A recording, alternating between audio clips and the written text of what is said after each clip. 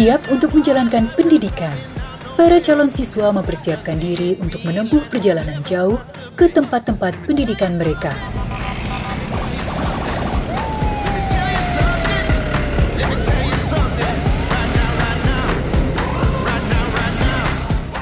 .330 calon bintara berangkat menuju Rindam 3 Siliwangi, Bandung, Jawa Barat.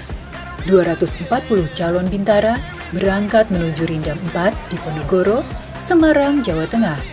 260 calon bintara berangkat menuju Rindam 5 Brawijaya, Surabaya, Jawa Timur. 130 calon bintara berangkat menuju Rindam Jaya, Jakarta.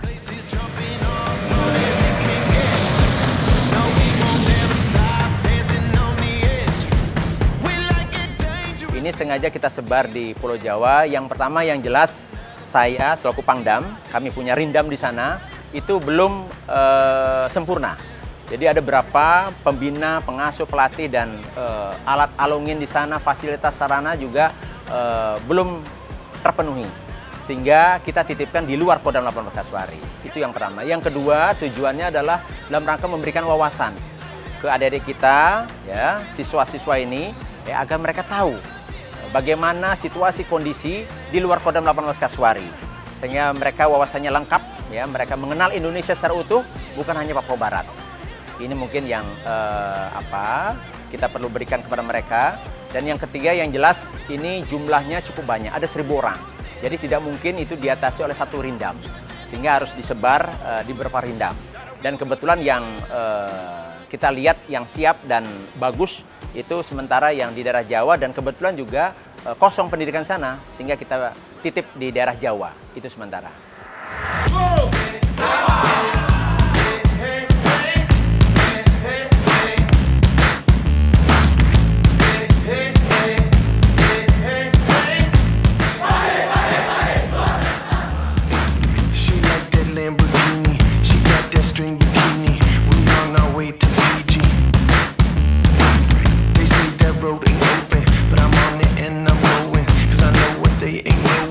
Seperti biasanya, kami punya prosedur, ya, yang sudah diatur dalam sistem pendidikan. Setiap prajurit siswa yang mau menjadi siswa, kita melaksanakan diagnostis test, ya, untuk mengetahui sejauh mana kemampuan dasar prajurit siswa ini, baik itu akademik, kesehatan, maupun jasmani.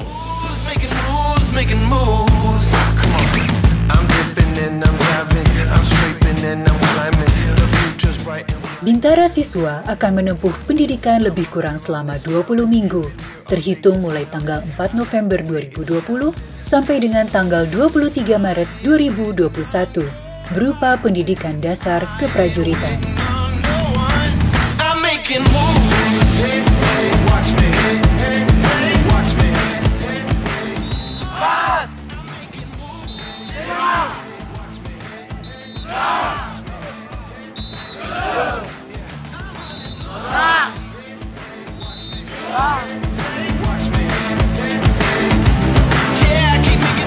Untuk materi pelajaran di dalam tahap Dikma ini semuanya sama, baik Caba PK secara umum maupun Caba PK Otsus.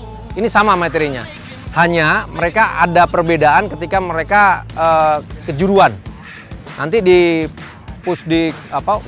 Puslatpur itu khusus yang Caba umum dia dapat materi murni untuk keinfanterian, sedangkan Caba Otsus ini lebih banyak ke teritorial karena mereka akan diarahkan sebagai babinsa di satuannya kelak nanti.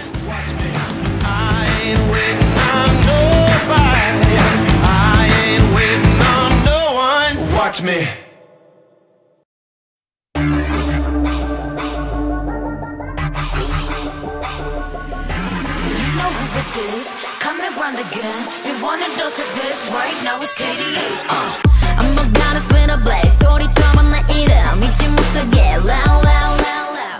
Program otonomi khusus ini membuka juga kesempatan kepada para putri asli Papua untuk menjalani pendidikan militer.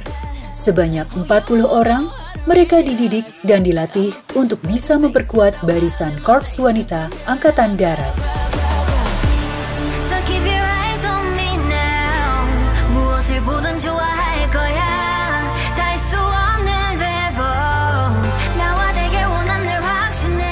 waktu awal kami mendapat informasi mau ada Otsus, ini saya kumpulkan staf dan yang menjadi calon pembina.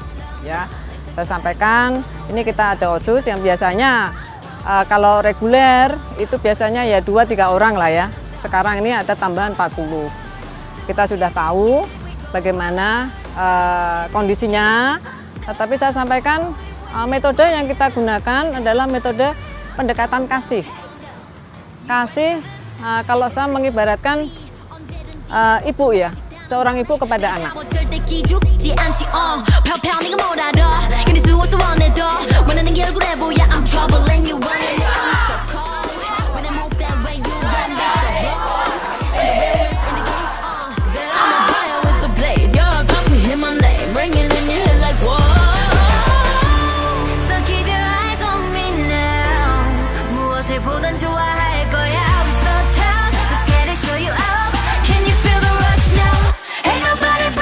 Yang paling berkesan buat saya tuh saat saya menjadi pembina ini adalah karena saya bisa berkumpul dengan adik-adik, bisa mengenal adik-adik dari seluruh Indonesia, berbagai macam wataknya mereka.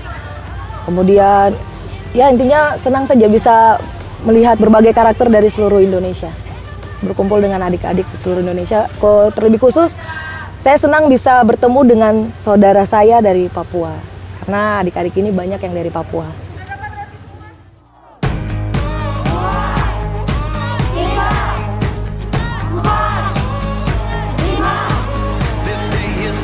Terbuka seluas-luasnya bagi putra-putri asli Papua. Para komandan Kodim berkoordinasi dengan kepala daerah di wilayahnya masing-masing agar sebanyak-banyaknya putra-putri asli Papua dapat diberdayakan menjadi prajurit TNI Angkatan Darat. Kesempatan pun masih terbuka selebar-lebarnya bagi mereka yang gagal ikut seleksi terdahulu.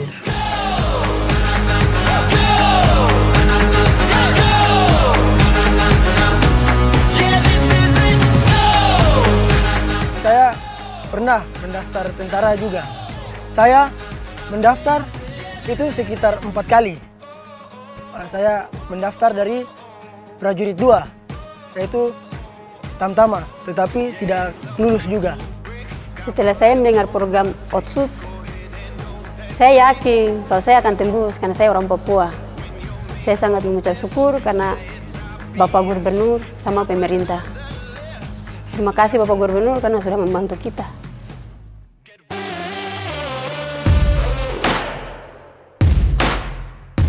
Menjadi siswa pendidikan militer dengan yakin ditempuh dan dengan penuh semangat dijalani. Semangat yang melebihi para siswa pada umumnya karena semangat itu sudah dibangun sebelum mereka menjadi siswa. Menjadi seorang bintara itu tidak gampang. Sangat susah, untuk banyak perjuangan yang harus digapai sampai menjadi seorang bintara ini. Tanpa putus asa, mereka berjuang, bahkan berjuang berkali-kali untuk bisa lulus seleksi. Sampai pada saatnya, mereka menjalani pendidikan. Tidak heran semangat itu semakin meningkat. Jadi para pemuda dan pemudi kita yang ada di Papua Barat ini sebenarnya saya memandang mereka punya semangat juang, jiwa juang itu sebenarnya tinggi. Kita mau kerahkan mereka untuk apa saja pasti punya kemampuan ada. Tinggal bagaimana kita membina mereka dengan baik, kita urus mereka dengan baik, ya sudah saya yakin. Kita memasukkan tentara, kita begitu kita begini, jadi itu pasti jadi. Jadi semangat-semangat itu sebenarnya itu ada. Dia mendasar tetapi belum terlalu banyak dieksploitasi begitu ya, kemampuan-kemampuannya itu.